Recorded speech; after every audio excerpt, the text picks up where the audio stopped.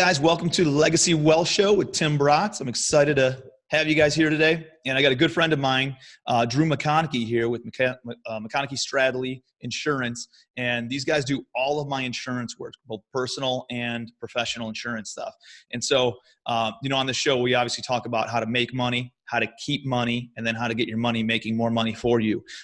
This episode, I think, is going to be pretty heavily based on how to keep your money and making sure that as you grow your net worth and as you grow your balance sheet, you're growing your protections with that. So, God forbid something happens, life happens, it happens to all of us.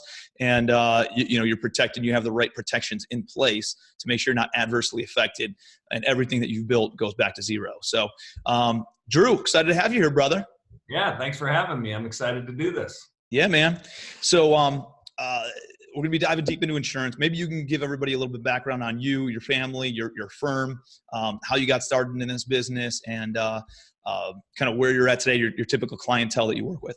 Sure. So let me add one point to what you just kind of went through right there. A good way to think about it in insurance is a backstop, right? You get your first $1 million and you have a big claim. Well, insurance is going to stop you from losing that million. So it's just going to keep you at that $1 million level. And then let's say now you level up and now you're at $4 million. You have another claim. Well, instead of going back to zero, I'm going to keep you at 4. So I love that. Think of insurance as a backstop to protect your wealth once you have accumulated it. Important stuff, man. Yeah. So a little bit about my firm. Maconachy Stradley was founded in 1995. Before that, it was another iteration of a Maconachy business. I'm third generation. So you always hear about the generational stuff. My job. You're the one who screws up all the money you guys made, right? That's right. So I'm doing my absolute best to change that narrative. But I'm third generation in the business. My dad was in it. My mom worked with my dad. My sister's a reinsurance broker. My uncle owns an insurance company. I mean, insurance is so deeply rooted into the Maconachy name that even when I tried to get out of it for a second in college, there was no chance. So frankly, I love what I do. It's a rewarding career because I get to cut $1 million checks for people that otherwise take them out of business. So they have one slip up in a 50-year career, and a lot of people who are insured incorrectly lose everything. So it is a very rewarding field in that way. And it's some of the best days of my life are giving checks to people who really deserve it. So there's no handouts in my business. It is you have worked hard, you've picked a good partner, and we're here to help kind of in your hour of darkness. So it's a neat business. And so you broker insurance. You work with many different carriers, regardless of whether it be personal or business or real estate. You work with all sorts of different providers of the insurance, right? And then you can broker, you can kind of test some things out and see what the best plan is for whatever that person's fix is. That's correct. So my job is to be kind of a market specialist, right? My job is to know if you're in the commercial real estate business, who are the 15 best carriers that need to be approached on each one of your deals. Mm-hmm. If you're I insure a bunch of dentists. If you're in the dental field, what are the 15 best practices or best insurance companies? And I put you with one of them. And my job is to aggregate quotes, show you the differences between the quotes, educate you on which one I would buy if I were you or if you were my brother, and then let you make a business decision on your own. Because sometimes people's risk tolerances are different. So I'm relatively risk tolerant. I'll take on some risk to save some money. But a lot of my customers don't want any risk, so they want to transfer all the risk. It's a little bit more expensive, but that's their job. And it's my job to show them kind of that sliding scale of lower risk equals higher premium and vice versa, and let them make a decision. And dude, I've been in business for a long time, right? I've worked with many different insurance agents. And I think when you're early on, you don't realize the value in a good insurance broker and insurance company. I think, every insurance broker says, hell yeah, I can do commercial, I can do personal, I can do life insurance, I can do all, but they're not experts at any one thing, right? You guys are phenomenal in the business and the commercial sector of insuring businesses, and that's what you guys really focus on, and real estate, right? Being one of those divisions of business and commercial. So generally, how our prospecting works is we're helping a person like you create the best solution for your business. And then what we do after that is you say, wow, I like that process. Can you look at my personal stuff? So that's how most of our customers are business owners on the personal side. Yep. And man, I've had very bad insurance and, obviously we got hooked up and super happy with all the service you guys have been providing. So let's dive deep into some of the, like what I was thinking about before the show is, if I'm not that familiar with insurance, and obviously you and I have sat down a lot, you come and speak at my events and all that kind of stuff. If I'm not that familiar with insurance, like what are the main things I need to know on a personal level? There's a lot of entrepreneurs who watch this show on a business level. And then there's a lot of real estate investors also on a real estate level. So those are the three topics that I'd like to hit on while we're talking today. And maybe over the next 20, 30, 40 minutes, we'll dive into each one of those. So from a personal level first, whether I'm a W-2 employee or I own a business or I own multiple businesses or I own a bunch of real estate or whatever my background is, what are a couple of we're talking defense here, right? So we're not necessarily talking about how to make money or how to make your money make more money. We're talking about how to keep your money.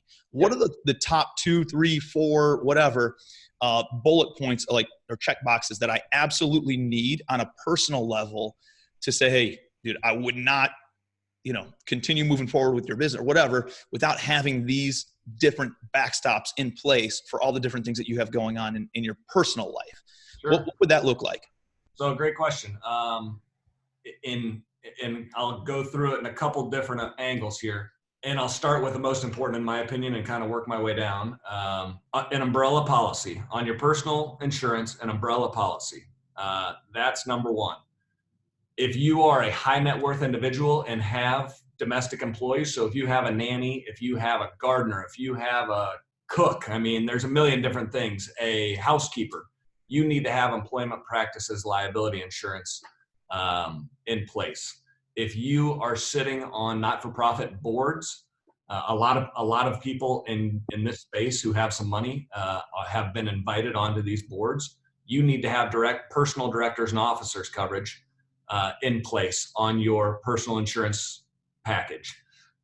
Those are the three biggies from a package policy standpoint. The other really important. So one was umbrella. Yep. What was 2 again? Employment practices liability. Employment practices. Okay. And then directors and officers, D&O. You got it. So and then you said there was going to be one more? There's one more. So if you are in a job where essentially you can't do your job without your body, you have to have a disability insurance policy. So those are the 4 big ones. Let's dive into each one. Yeah. So let's start at the top, right? Umbrella policy. So this is a hugely misunderstood coverage, even by really smart people. So what it does, and I'll go through an example here, right? You're Tim Bratz. You're driving down the road. You hit a family of 4 in your car. There's 4 people. They're all hurt. Nobody's dead, thank God. But we've got broken legs. We've got broken arms. We've got somebody who's permanently disabled in the car. A typical insurance policy is going to have $100,000 of coverage per person in an accident, with a cap on that accident at $300,000. For your car insurance. That's for your car insurance, right? Okay. So, and this is where the majority of people who are wealthy individuals lose all their money. This would be the number one scenarios right here, outside of any sort of business happenings, right, where you get involved in a big lawsuit. This is the most common personal insurance way to lose all your money. So to go back to that scenario, each person needs, let's say, an average of $600,000 to get healthy. Well, your policy is going to stop at $100,000 per person without an umbrella policy, and the whole accident caps at $300,000.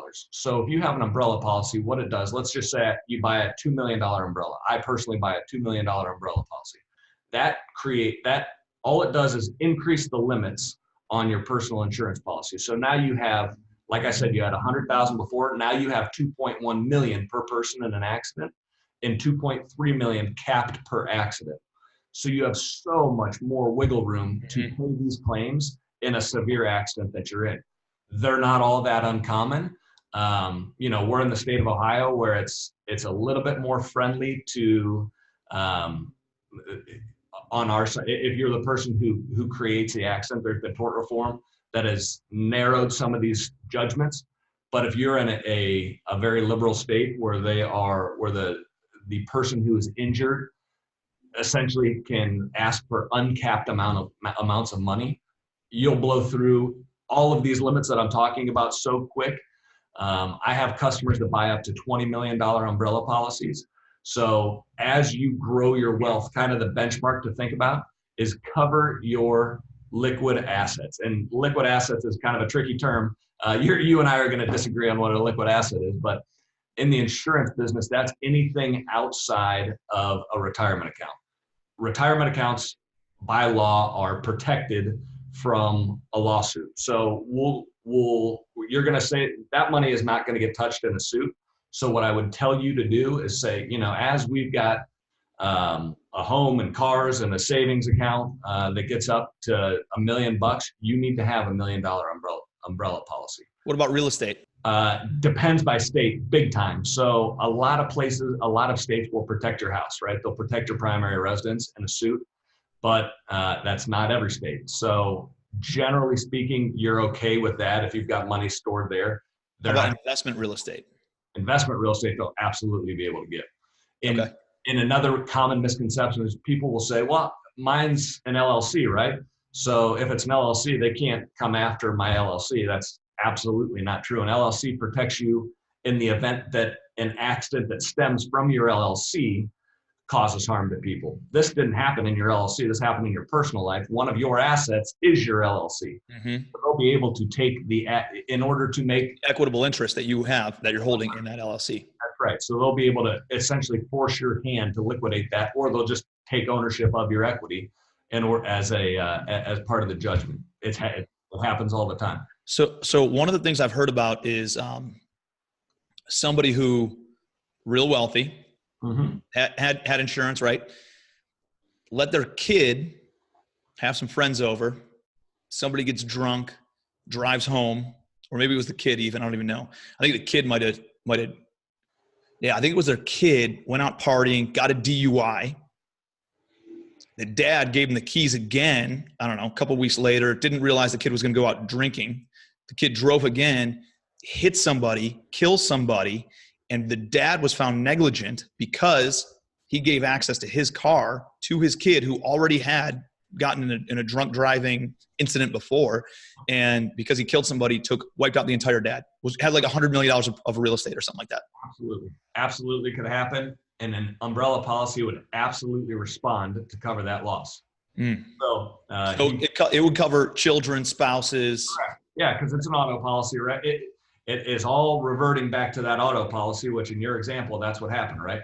So, and the umbrella covers more than just auto. It covers, like, right. I know mine, if I go overseas or something and I rent a car overseas, your home insurance or your auto insurance doesn't cover if you're overseas and you rent a vehicle and you get in trouble, and your umbrella also covers your home. So somebody slips and falls on your own primary residence. So to your example that you just did, right? Let's say the parents are out of town, the kid throws a party.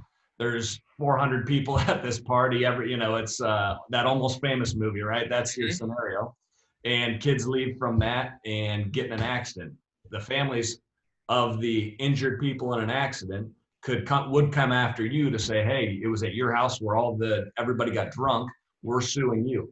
So on your homeowner's policy, you have personal liability. Generally, that limit is between $300,000 and $500,000. Mm-hmm. Again, this $2 million umbrella attaches to that. It's called an umbrella because it sits over top of multiple policies. Mm-hmm. So it's going to attach to that. So now you have $2.5 million of personal umbrella if you buy a $2 million umbrella. Mm-hmm. Again, I haven't said this yet. The reason that this is such a no-brainer policy is they're super cheap. So your auto policy might cost you $1,000 a year for $100,000 of per person coverage. An umbrella for $1 million is going to be an additional like $150 to $300 depending upon your kind of your experience driving. If you've got a bunch of tickets and a bunch of accidents, it's going to be more expensive. But kind of the baseline, if you're a decent driver, is you can probably use the number of $175 per million. So Wow. it's an unbelievably expensive coverage, and it is the number one way to backstop your wealth. I love it. And I have it. So we're okay there. That's right. Next one, employee practices. Let's talk a little bit more about that. So I have a housekeeper. Well, yeah, I have somebody who comes and cleans the house. I have a nanny like 3 days a week. We have babysitters coming and going, right? Whenever we're on date night or out of town or whatever. So what does that cover or not cover? So the big one, think of this as the Me Too movement, right? You've got a nanny. She works, like you said, your scenario, right? She works 3 days a week, and you fire her because she's 65 years old. She claims that you fired her because she's 65 and you want a 30-year-old. Ageism. It's an ageism suit. It's going to cover you for that. It's going to cover you if any sort of sexual misconduct, where she says, "Oh, Tim looked at me the wrong way. He touched me. He was prejudiced. He said prejudiced things around me that made me uncomfortable." Anything like that, that's where this policy steps in. If you don't live under a rock, you have seen that in the last, 2 years now, this has gone absolutely wild. The insurance market is kind of in flux because they're paying, the loss ratio, so premium versus claims paid, it's one of the highest loss ratio lines of insurance in the world right now. Just because not only does it pay a suit, right? So let's use the ageism one because it's not as nefarious as talking about some of the other ones we could go into, but she claims ageism, she wins, you have to pay her $100,000. That's what the suit's for. Well, not only will it pay for the $100,000 for the suit, it's also going to pay your $30,000 that it cost your attorney's fee to defend you against the claim. And that's the same with umbrella too, right? So I think what people don't understand is pound for pound, umbrella is the best insurance, liability insurance you can have, both for your personal and your business. Right. Not necessarily, it is because of the additional backstop, that we keep on saying that it gives you, but also it covers your legal. And so now the insurance company doesn't want to pay out a $2 million, liability claim. So they're sending their bulldog attorneys to go and represent you and protect you because it also protects them. And that's what I think a lot of people don't realize in getting these different policies. Yeah. So now you don't take on that liability for the legal side of things. You pay your deductible and that's it. Yeah, you pay your deductible, you turn the claim in a timely manner, and you'll get brought into deposition, so on and so forth. But essentially, once you turn the claim in, your hands are washed from the issue. So it's amazing. For peace of mind, think about that. If you've got this big business to run, I'm just shifting this off my desk. You guys deal with it. I don't care, as long as the summary judgment and the defense costs are underneath my umbrella limit. What do I care? You're paying the claim.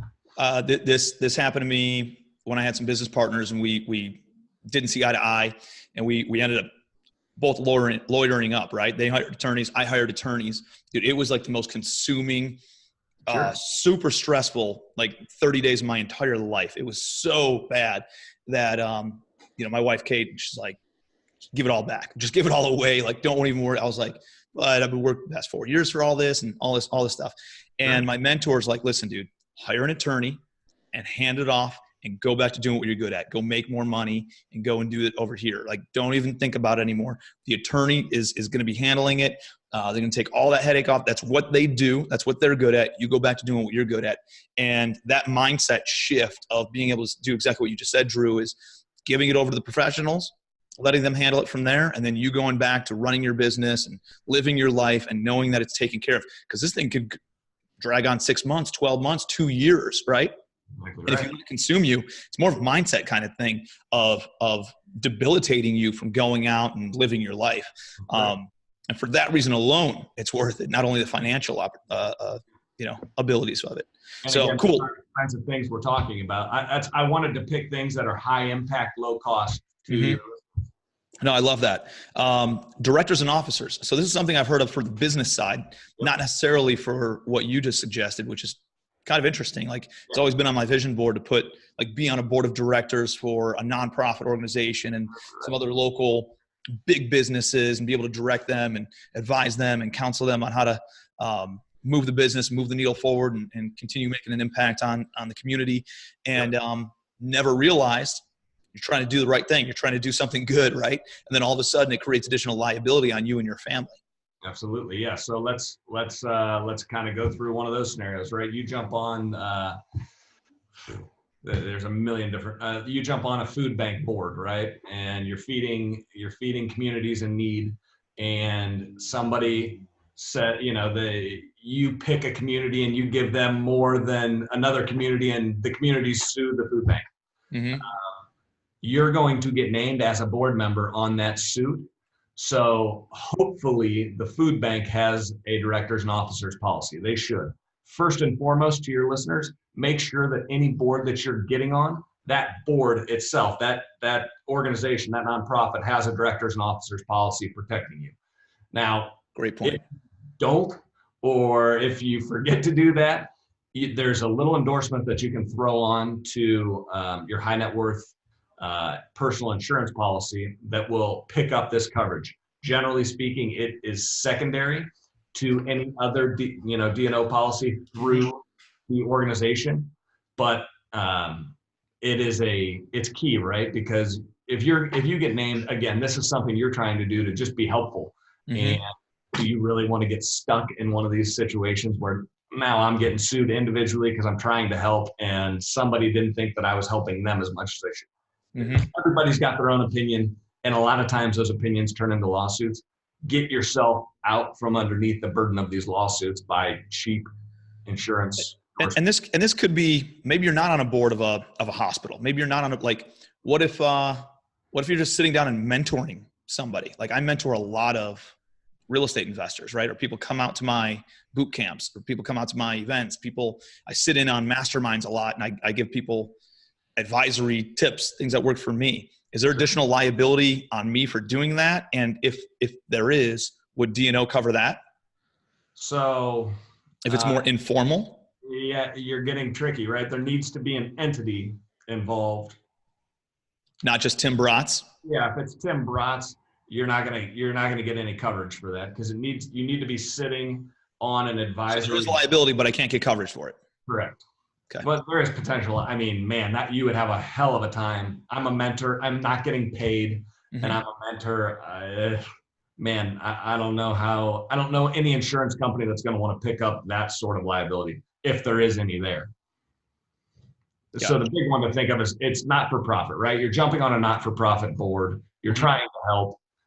There's a ton of suits that go after those boards just because think about a lot of times it's people in need. Yeah, it's deep pockets that are sitting on the board, and it's people in need. And there's a lot of attorneys out there that will, that they see that's a great matchup for a lawsuit. So just protect yourself on that end. If you're not serving on boards, it's a moot point. But if you are, it's something to certainly look out for. So real quick, just so I get clarity on this, is there anything out there that I can put in place? Would my umbrella liability insurance, like what if I sit in masterminds, right? And I tell people to quit their job all the time and go start their own business. If somebody goes and quits and they're like, oh, well, Tim told me to quit my job and I can go and start my own business. And then all of a sudden it didn't work out for me, right? Like, even though maybe they didn't make it work, but it didn't work out for them, right? It's all Tim's fault and they're trying to just look for somebody to blame. In that scenario, is there any sort of coverage that would cover me? So that's probably just your personal liability. Okay. Or, you have an entity that you make these. I do formally, but there's a lot of people who probably watch this who sit in on mastermind groups. Sure. And the collective effort of the mastermind is give feedback to everybody else in the group. So everybody's participating, right? Yeah. So a couple things, and I'm not an attorney, but I'm going to use some attorney terms here. Just because that most of my job revolves around how the law is responded to. I'm going to tell you that it would be very hard for that person to prove damages, right? I quit my job. and because Tim told me to. Well, if Tim told you to jump off a bridge, would you jump off a bridge, right? Tim was making an opinion based upon his own experience. So I'm not sure there's damages there.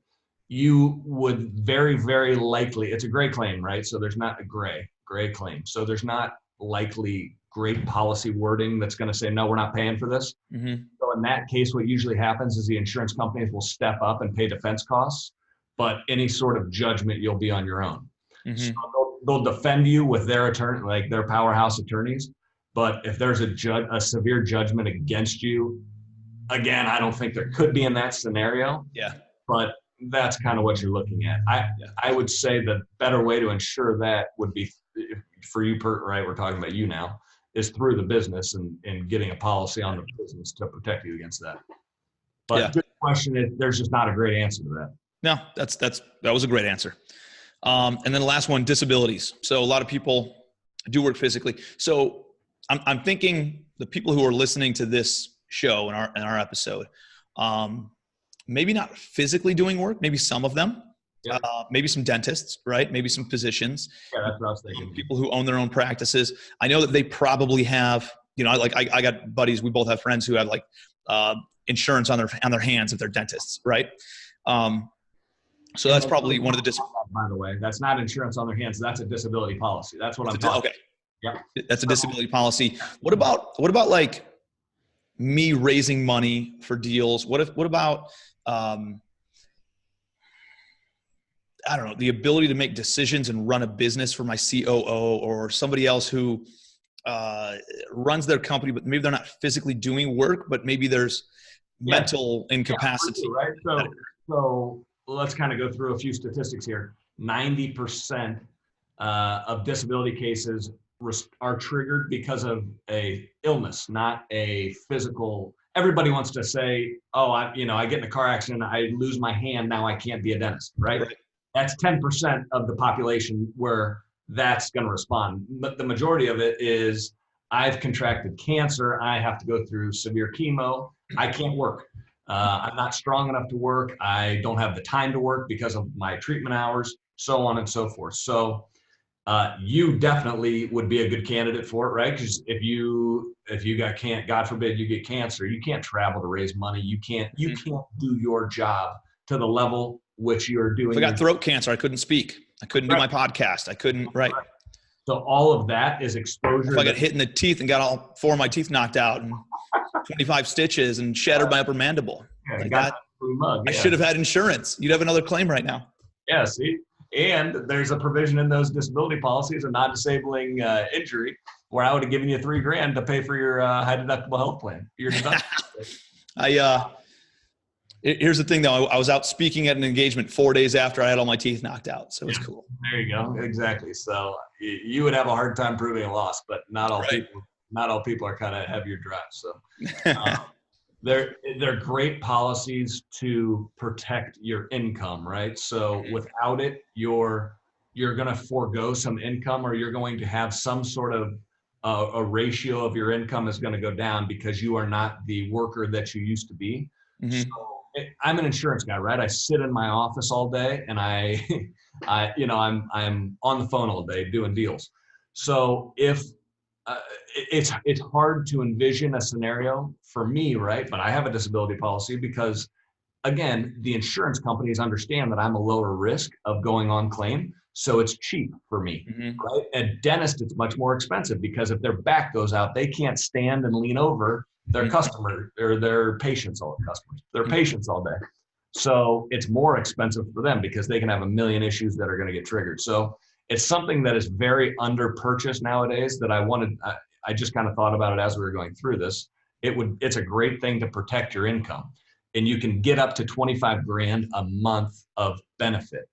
So, I mean, if you're a high earner, it's expensive for $25,000 a month it is, but my policy, I'm a 35, it's age-based underwriting. So it's kind of like life insurance. The older you get, the more expensive it gets. The more unhealthy you are, the more expensive it gets. It's, I don't want to go through what my benefit is because that you're going to figure out how much I make pretty quickly with that. But my policy costs like $3,000 a year. So it's not prohibitively expensive. in the amount of, I mean, I would get, if I went on claim today, I get paid per month until I'm 67. So it's millions of dollars of potential benefit for $3,000. I mean, it's like again, it's essentially a no-brainer.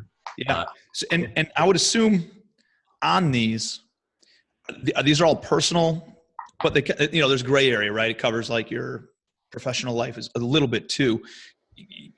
I mean, you're not a CPA, so you're probably not the right one to answer this, but I would assume on a disabilities thing, like your business can pay for that, right? Your business could.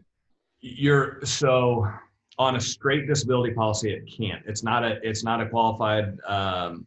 It's not a qualified business expense, QBE. Oh, really? There is a policy. I don't want to get into this. Is a little bit too much in the weeds. There is a policy that you can buy on you if you get disabled. It's called business overhead expense coverage. So if you get disabled, it will step up and pay the overhead of your business until you're healthy. So if you have a bit again, this is something we sell to dentists all day. If you're a dentist, you're the only person who's making money for your business. So if you go down, there's no revenue anymore, but the overhead doesn't go away. Let's just stick with the dentist. Your hygienist still have to get paid. Your insurance still has to get paid. Your taxes, your rent, all that still has to get paid. This policy will pay that up to $50,000 a month until you become healthy enough to start making money again. Interesting. And that is tax deductible because that's on your business. But an individual disability insurance policy is not tax deductible. It's good to know, dude. Cool. Let's move into the business side. Yep. So let's talk a little bit about business expenses. So I think that's a pretty easy transition into this. So that's kind of the equivalent to the disabilities on the personal side of things. What would be your top? I don't know how many you got. 3, 4 of them for the business. I got 4 that I'm looking at. We can kind of go through them and discuss them and kind of bounce around a little bit. But again, my number one on this, that pound for pound, is an umbrella policy. That's going to sit over your general liability policy. So a lot of your audience is in the real estate business. If you have one of your tenants slips and falls on the property and becomes disabled from it, right? It's winter. We get bad weather up here. They slip on a cement stair outside and fall back and hit their head. They don't die. They become disabled. It's a $4 million claim. You're going to have $1 million of per occurrence coverage on your GL, which is going to respond.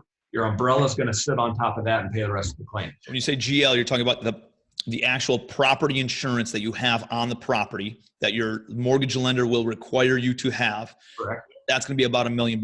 So the umbrella policy will be above that. So if you have another $1 million or $2 million, then all of a sudden that helps layer it up.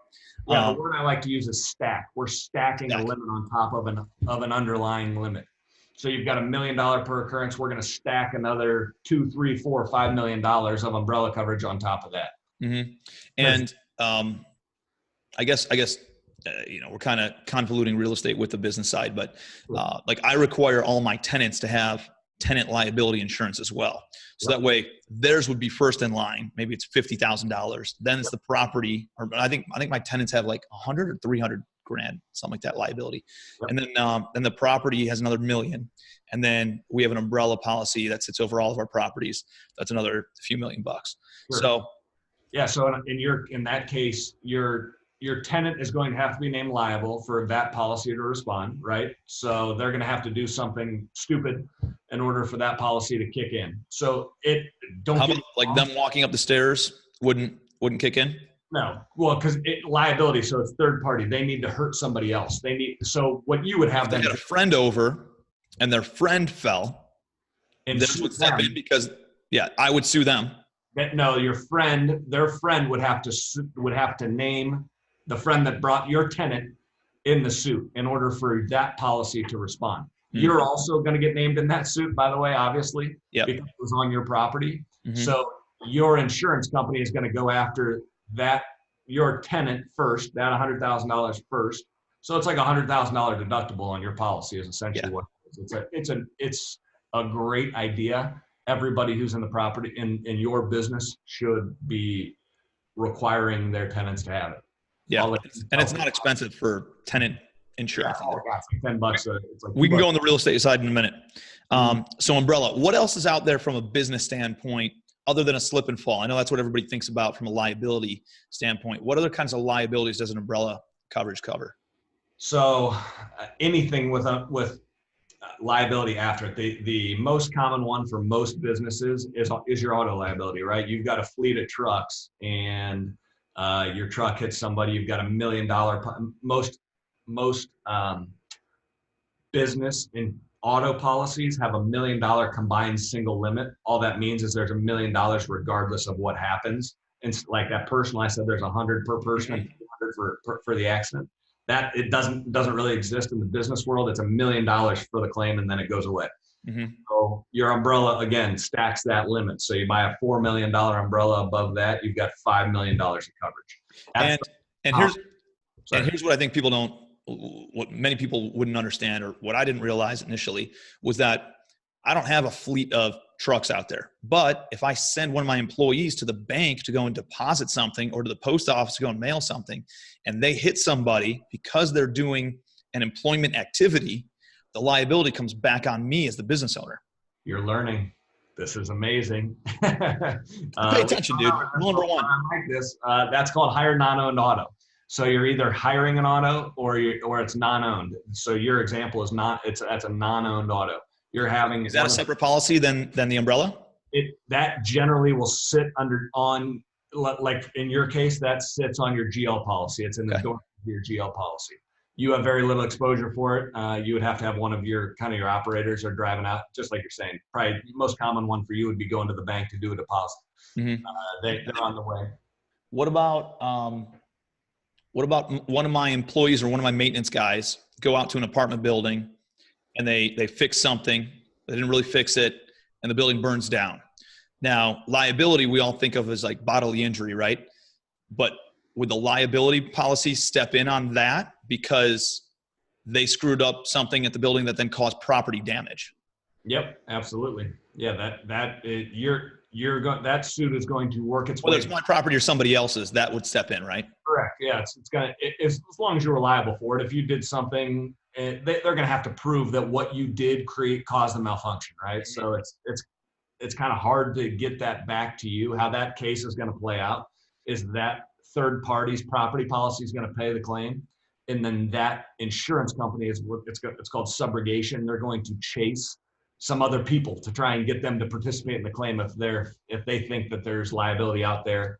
If somebody made a mistake that caused that accident to happen initially, that insurance company is going to chase that person and try and get themselves made whole as much as possible.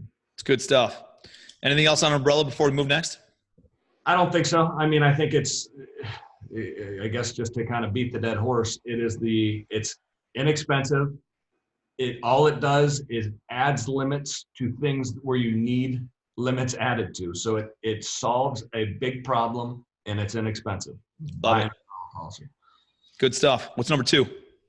All right. So these kind of are if-thens, right? If you're accepting outside money, if you have investors, if you have shareholders, if you have stakeholders, you need to have a directors and officers policy. We kind of went over this a little bit before, but let's say that your shareholders, stakeholders don't like the way you're running your business. They're going to sue the business. They're going to sue you individually. Your directors and officers policy is going to cover that. So if you're taking on money from outside parties, get a directors and officers policy. It's kind of as simple as that. So it's not, if you're a public entity, this is for anybody who's syndicating capital for any type of business investment purposes, right? So if you're buying apartment buildings and you're raising money from multiple investors, syndicated capital, this would cover you in case something didn't play out the way that you wanted it to, or the way that your investors thought they wanted it to. Yep, it's going to pay for your defense costs like we talked about before, and it's going to pay for any judgment. Assuming that you didn't, it's going to pay for it, assuming that you didn't do anything on purpose, right?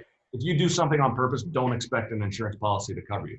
Yeah. But if you made a mistake, if you misjudged the market and set up your performance metrics based upon that, and were just wrong, it's going to pay for that. Insurance pays for stupidity. It doesn't pay for being crooked. Perfect. I love it. Yeah, that's That's one. It's not always as cheap as you might hope, but it can be a lot cheaper than the alternative, right? Yeah, that's right. Yeah, for businesses, it's not on personal liability, it's not very expensive, but for businesses, as you grow, it will be expensive. And again, the insurance is expensive because it's getting used a lot. So think Mm-hmm. about if you get an insurance quote that's really expensive, that's because the insurance company is losing money on that population that's buying those policies, or they're not making that much money. Which then tells me that it's a highly litigious arena of that side of the business, which tells you that you definitely need insurance for that, right? Yeah, it's kind of one of those. If you think about it logically, you'll come to the decision that, wow, this is expensive. I wonder why it's expensive. Oh, the insurance company's paying a lot of claims. That's why it's expensive. And big Insurance claims. Yeah, insurance companies aren't trying to make a bunch of money in any particular line because there's too much competition. They're trying to make a spread on every, I say line, right? Every piece of insurance that they sell, a general liability policy, they want to make a certain spread, the same spread on that they make on D&O, that they make on property, that they make on flood. They're always trying to make that spread. So if there's a lot of premium involved, that probably means that there's a lot of claims involved with people like you, because that's how they're underwriting it. They're underwriting it on their experience in the industry. So kind of go through that thought process as you're buying insurance. It'll help. That's interesting. That's a good way of looking at it. Well, what's next? All right. So here's another if then, right? If you have an operation where you have a lot of turnover, we're going back to what we talked about before on personal. You need employment practices liability insurance.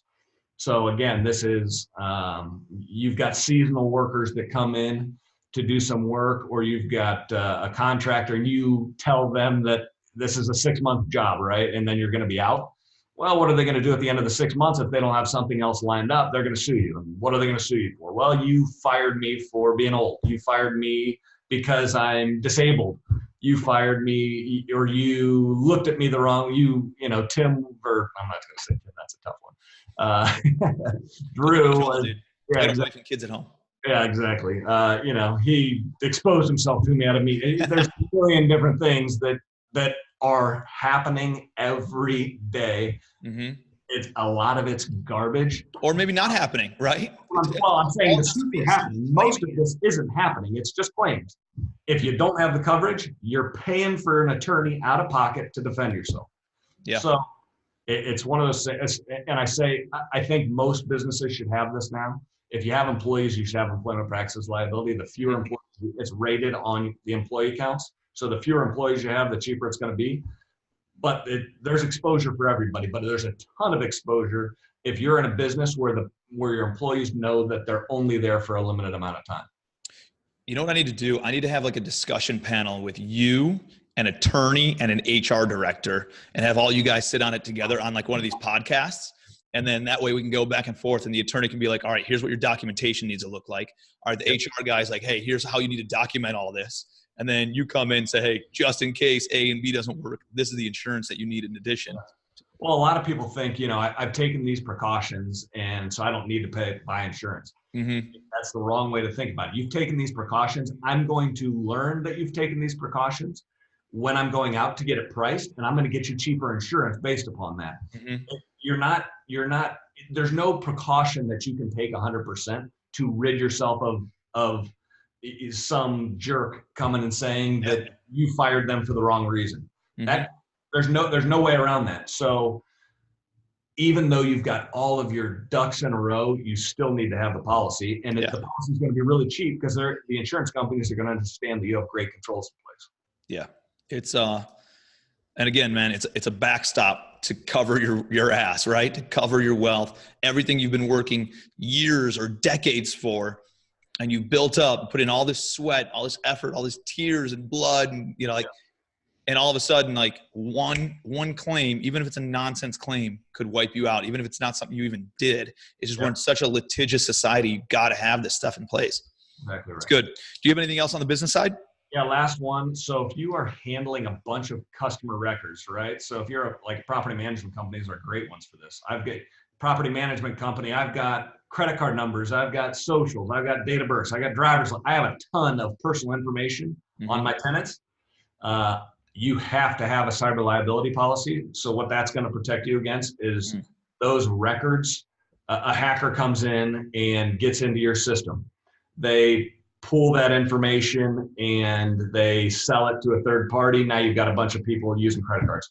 What I'm more concerned about is our laws are now geared so that if there's a breach, you have to tell the regulators that there's been a breach of your information or a breach of customer information. So now you have the responsibility as the person who experienced the breach to monitor their records, to, you're setting up Equifax accounts for all these people. And there was a study that was done last year. Each one of the, from start to finish of a breach of a system, it's like $330 per record. So if you're a property management company that has 1,000 or 10,000 tenants, think about that. You start doing the math on that. It's a huge number. Wow. So very important to have cyber liability coverage to protect yourself from that exposure. And I have so many customers who have had these happen to them as small businesses. How about wire fraud? Would it cover that? That's my next point. Give me a second. I'll get to that. Okay. But everything that you've got, all of this information, you want to protect that, and you want to protect the fact that you're going to have to monitor that. It's also, if people are losing money as a result of their information being out, it's also going to pay that. But the big one that a lot of people overlook is just the monitoring of people's credit is really expensive. So that's the other issue, right? So there's wire fund or wire transfer fraud or social engineering. There's a million different words for it in my industry. So if, let's say you go to closing and you need to wire money, a lot of times there's a conversation beforehand via email that's going back and forth and saying, okay, we're going to send the wire for this amount on this day. Well, if a hacker is in your system and following that information, they'll set up triggers within that system to look for the words wire, right? And they're monitoring a million different businesses. And as soon as they see wire, now they're jumping in and paying attention to what's going on. So they'll figure out a way. There's these they're like mock email accounts. So it would mimic your email and say, hey, we're going to close a day early and we have a new account number, and it sends it to your COO. And it's they have the number because they've been monitoring the past emails. They know the bank account name. All they do is they create their own account and have your COO send it. And it's a day early, so they don't think anything about it. Well, now they think it came from Tim, so they're going to do it, right? Why not? Well, it wasn't you, and it wasn't to the right account. So by the time the smoke clears, maybe it's 2 days. All they have to do is have gone and liquidated that account, and there's no way to get that money back. So there's coverage for that on these policies as well. And that's rampant right now. I tell all my investors, listen, do not send a wire without calling me and confirming the wire instructions first. If you don't talk to me or my chief investment officer, do not send the wire yet. Do not initiate it until you confirm that these are the wire instructions. So that's an education piece, and that stuff's going rampant, right? It's all over the place right now. And so that's one of the. It's happening a lot. I said that Me Too movement was the craziest thing in the industry. That's probably 1A or 1A and 1B is we call it social engineering. It's a terrible name. I don't know who came up with it, but social engineering fraud is what that's called. So listeners, make sure that you go out and find that coverage. Very important. Dude, I love it, man. So I know we're coming down the home stretch here. Sure. Real quick on some bullet points. There's a lot of real estate investors, obviously, that listen to this show, and it's more about wealth generation, but it's also about real estate investing as well as one of the ways to generate wealth. From a property insurance standpoint, what are a couple of the main things you want? I'd assume it's liability insurance, dwelling insurance, content insurance, loss of business income, right? Is there anything else? Those are the biggies, right? So there's some fine points within those. Yeah, you hit it. You hit the nail on the head. Those are the 4 that you want to make sure that you have. That loss of income insurance is going to be on your property form. And form is another word for policy. So your property insurance should include loss of income. There's a very common carrier that a lot of people are using. I don't want to get in trouble for slander, but it's an acronym company, and loss of income is not included on their policy. I just discovered this like a week ago, and I would argue that that's probably the second most important coverage that you have. Yeah. What is that? What's loss of income coverage? You have a 100-unit building and there's a fire and 30 units are down for 6 months. Most insurance policies will pay you the loss of rent for those units while you're repairing them to get them back to whole. So they'll write you a check for $500,000 if, or more, right?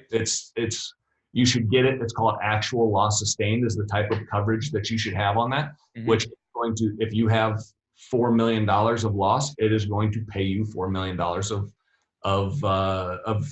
of benefit from the policy. So we're going through this right now with one of my buildings, right? Yep. Yeah. One out in Texas that I have. We have a small building, 37 units, but I think 8 of them just got burned. Yep. And we're going through a claim on that. They're paying rent on all those units while they're down, while they're then stroking us a check, so that way we can get them up and running. Yep. And although we want to get it there as fast as possible, think about having 20 or 30% of your units down. And then all of a sudden, like my ratios on most of my properties is like 40% of the gross potential income goes to operating expenses. There's another probably 25 or 30% that covers the debt service.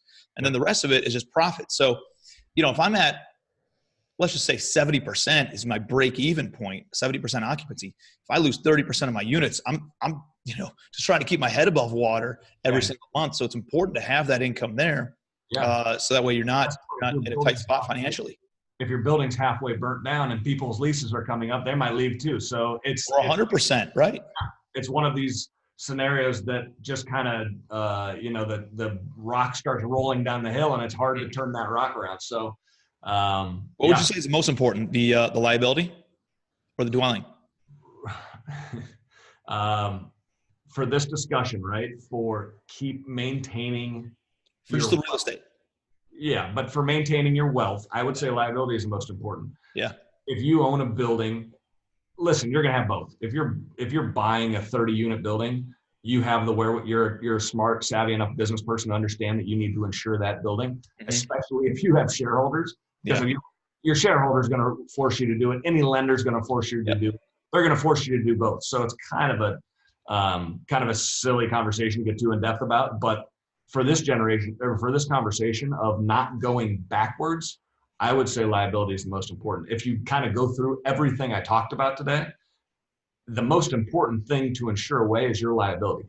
Those are the big monster hits that you can take are liability claims. They're not common, but when they hit you, they're catastrophic. So if you're trying to backstop your wealth, it's liability policies that are going to do that. Property policies, don't misunderstand that. Property policies are insanely important. Yeah. But, if you have a $400,000 house and you lose your house, hopefully you've got some money behind that to go rent a house, and you can get back to where you were quicker than if you have a $20 million car accident. Coverage for it. You could be paying that off the rest of your life. Yeah. That's a great point. I think you did an awesome job at just kind of taking each of those and giving us bullet points and then diving deep into each one. And, I know we've had this conversation a whole bunch of times, and I still learned a ton from talking with you and diving deep. And you do a really, really good job, man, at clarifying everything, like giving good examples of it, and giving good analogies and hypotheticals on, especially on the business that you're talking with. So, dude, I appreciate you. What's the best way for people to get a hold of you, Drew? Yeah, so I don't want to go through how to spell my last name, but if you Google Maconachy, Maconachy, that's probably the quickest way to find me. MaconachyStradley.com is our website. You can go into there. There's a contact form on there. Maybe you can we'll share your contact info in the show notes. Yeah. Go to the show notes. We'll put the phone number that you only like to take calls late at night and on the weekends. All right. Overnight. Yeah. The overnight. I'll make sure that one's on there. Yeah. But, all right, brother. Well, dude, I appreciate you. Thank you for all the value you just gave. And dude, we'll let you know when this thing's live and share it with everyone. So appreciate you guys. Hope you guys had got a ton of value out of this. connect with Drew. He's an absolute rock star at what he does, and does an amazing job at really educating you on why something is a good fit or not a good fit for you, your business, personally, and professionally. So I appreciate you, brother. Thanks, Tim. We'll talk to you soon, buddy.